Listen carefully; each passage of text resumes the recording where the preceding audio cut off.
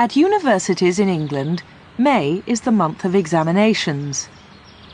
Paul was lying on the grass in front of the examination hall. His friends, Sheila and Charles, were sitting near him. The three of them were first-year students at university. They were sitting their first-year exams. Paul and Charles were 19, and Sheila was a year younger. The next exam began in half an hour's time. But the three students were not talking about the next examination. They were talking about their holidays.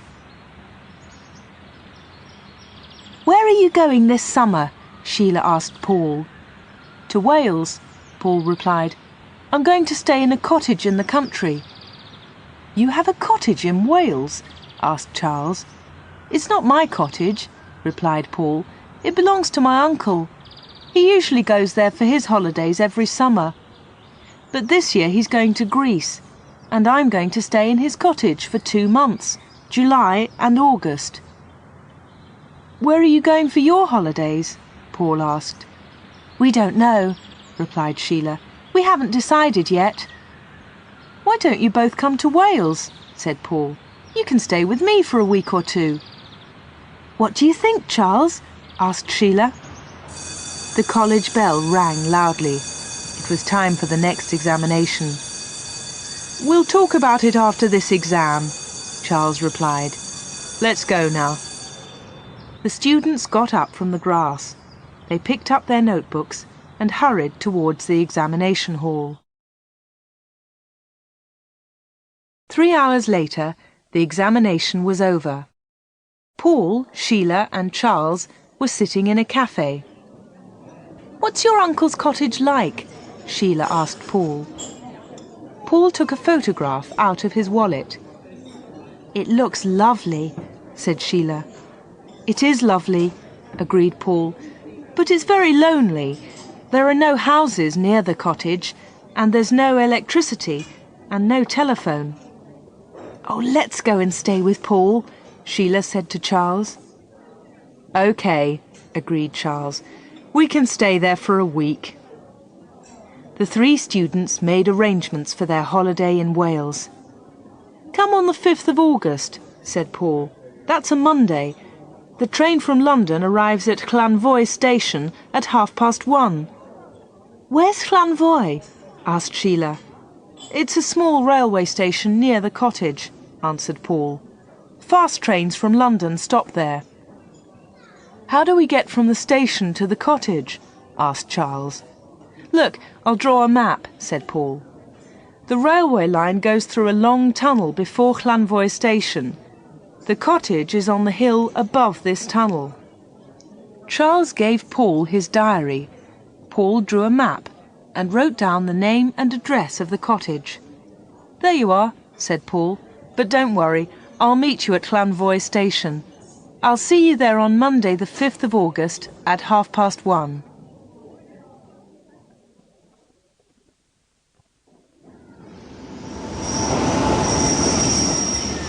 It is the 5th of August. Sheila and Charles arrive at Llanfoy station in Wales. Here we are, Llanfoy. Where's Paul? He's late. Let's walk to the cottage. Oh, he'll be here soon. Just then, a soldier walked past. "Excuse me, is there a cafe near here?" Yes, outside the station." "Charles, what's in those bags?" "I don't know."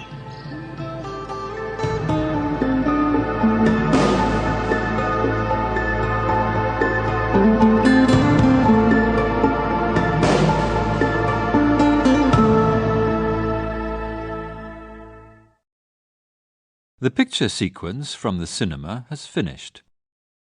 You can look at it once more if you want. Sheila and Charles went into the small cafe. There was a young girl behind the counter. Sheila went up to her. "Has a young man been in here this morning?" asked Sheila. A soldier? Asked the young girl. No, not a soldier, a student, replied Sheila.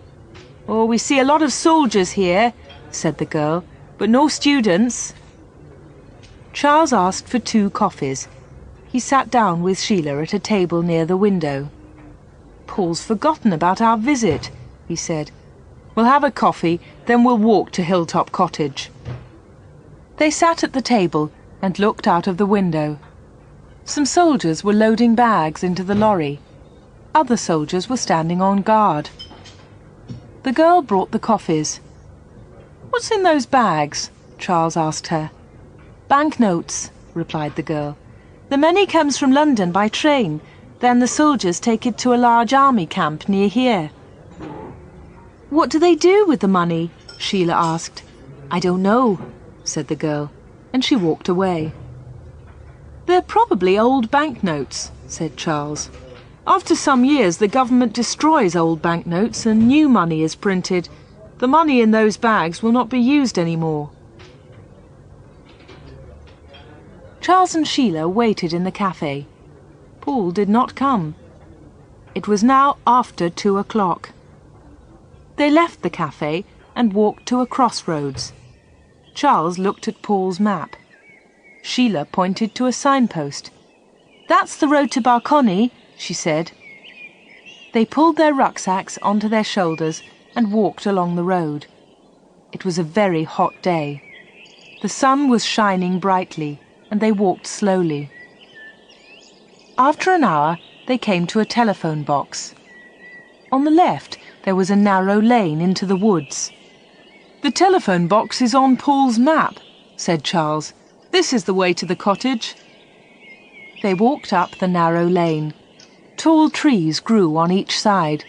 The branches were thick with leaves. It's dark in here, said Charles. There's no sun. It's nice and cool after the hot road, replied Sheila. Anyway, Paul's cottage is higher up. It'll be brighter up there. They walked farther up the steep, dark lane. I don't like this place, said Charles. It's too dark. What a place for a holiday. Oh, come on, said Sheila. Sheila and Charles arrived at the cottage. There were high trees all round it. There's something wrong, said Charles. Look at the curtains. They're all closed. There's no one here. Don't be silly, said Sheila. She went up to the cottage and knocked loudly on the door. They waited for some time. Sheila pushed at the cottage door. It did not open. It was locked. Paul? Shouted Charles. Paul, are you there? There was no reply. Sheila knocked again on the door. They stood and listened. There's someone inside, said Sheila. I heard a noise. Listen. They both stood in silence. Someone unlocked the door. It's Paul, said Charles. Why is he taking so long? The door slowly opened. A tall man with a beard stood in the doorway. He was about 40 years old. Sheila and Charles did not know him. He was a stranger. Who are you? Asked the stranger. What do you want?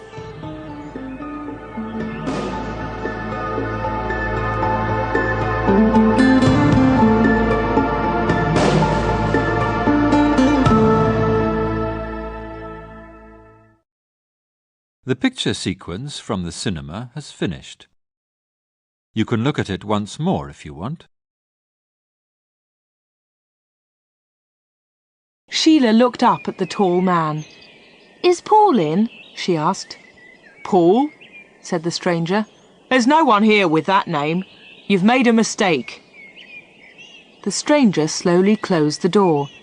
But this cottage belongs to Paul's uncle, said Sheila. We saw it in a photograph. It was another cottage in your photograph, said the man. It wasn't this one. This cottage is mine. I live here. The man was becoming angry. You've made a mistake, he shouted. I don't like visitors here. Go away. The door closed with a loud bang. Sheila turned away from the door. She saw a piece of paper under a bush. She stopped and quickly picked up the paper. "We've made a mistake," said Charles. "Paul isn't here. We've come to the wrong cottage. Let's go back to the road." They walked back down the lane. After a few minutes, Sheila stopped. The cottage was now behind the trees. Sheila opened the piece of paper and looked at it in surprise. "We haven't made a mistake," she said to Charles. "Look at this." Charles took the paper and looked at it. "It's an examination paper," he said. "It's our exam paper. We sat this exam in May." "Paul sat this exam too. So Paul is here. Something is wrong." "Look, there's an old building. We'll wait there." "But what are we going to do?" "We'll go back to the cottage tonight. We must find Paul." "Listen, I can hear a noise. It's a lorry. It's coming up the lane to the cottage."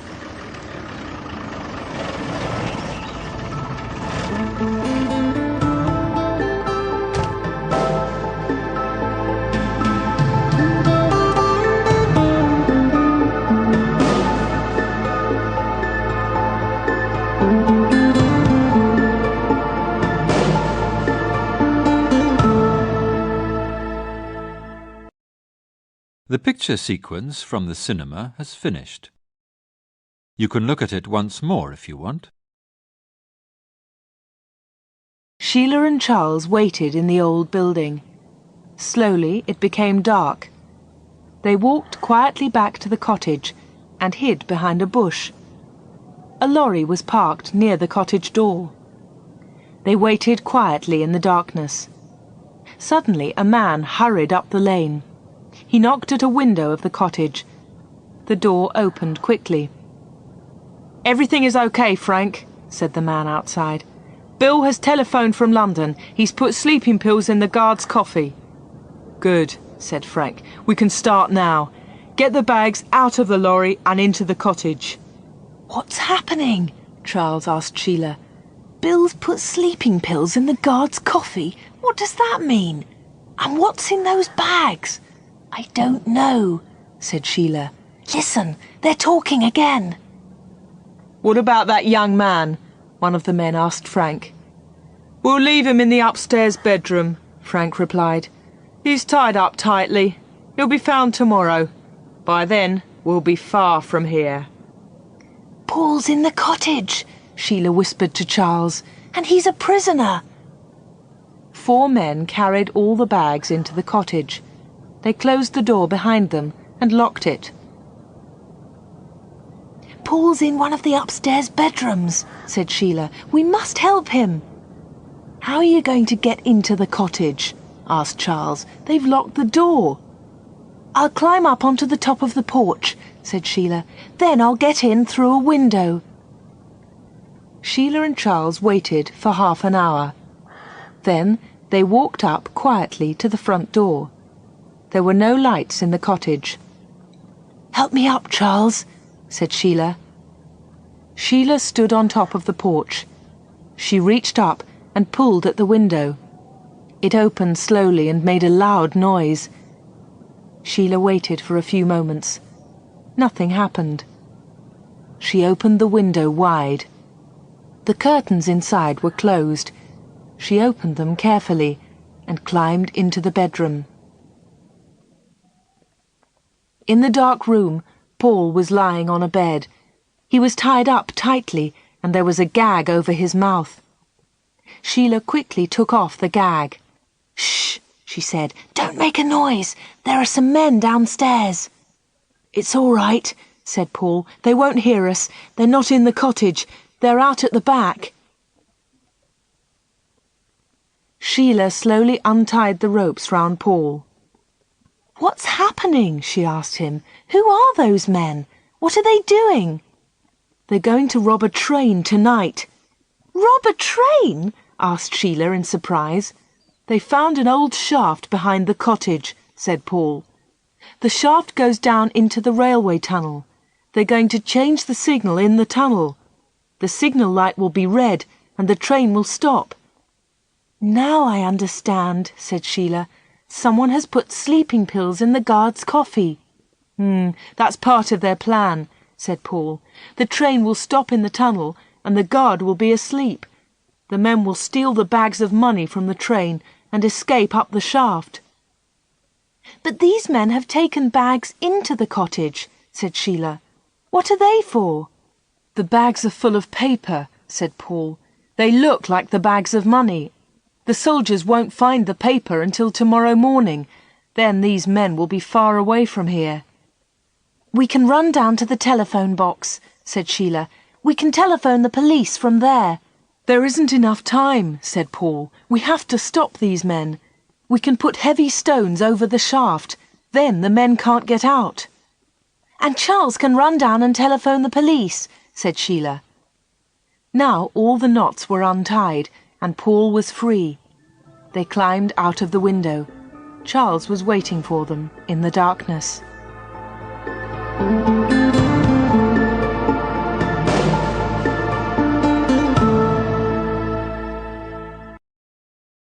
The picture sequence from the cinema has finished.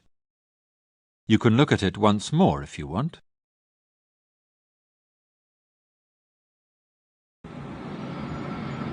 The train from London was in the long tunnel.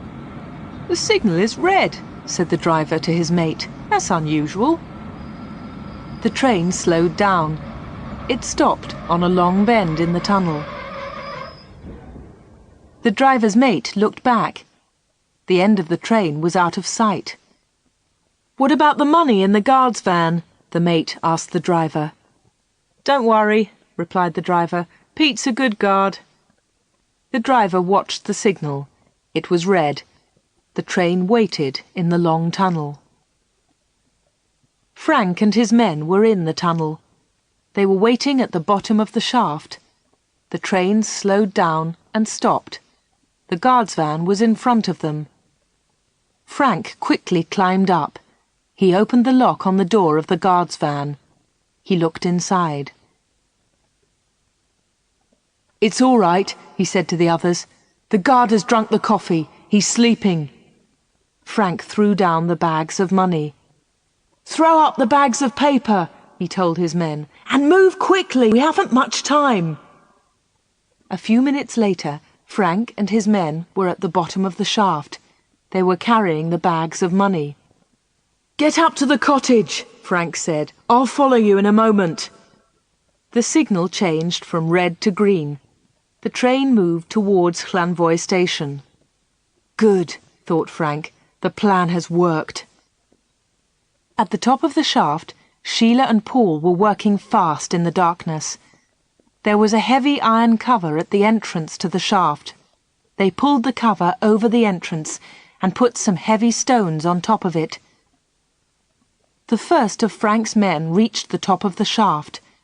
His head hit the iron cover. He reached up with one hand and pushed. The cover did not move. There's something wrong, he shouted. I can't get out. Below him in the shaft, the other men waited. They were trapped.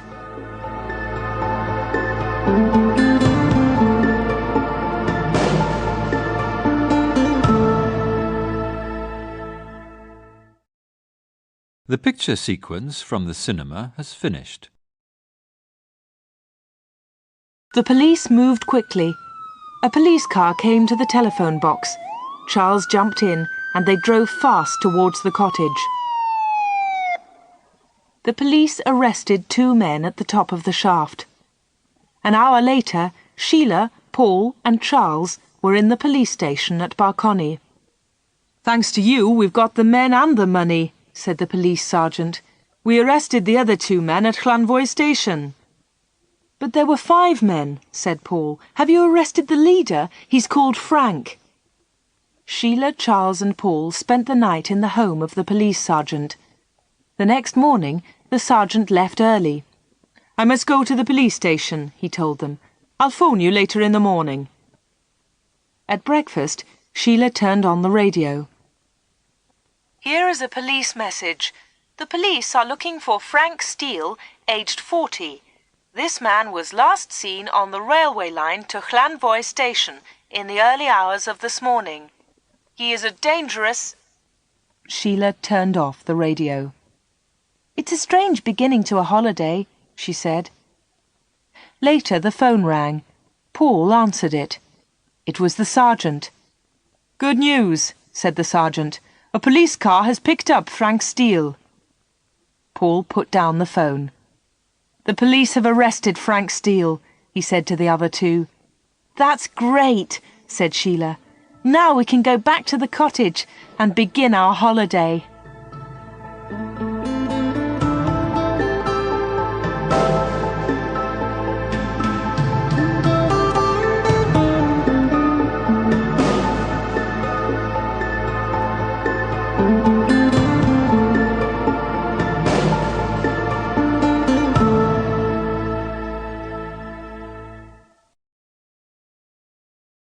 The picture sequence from the cinema has finished.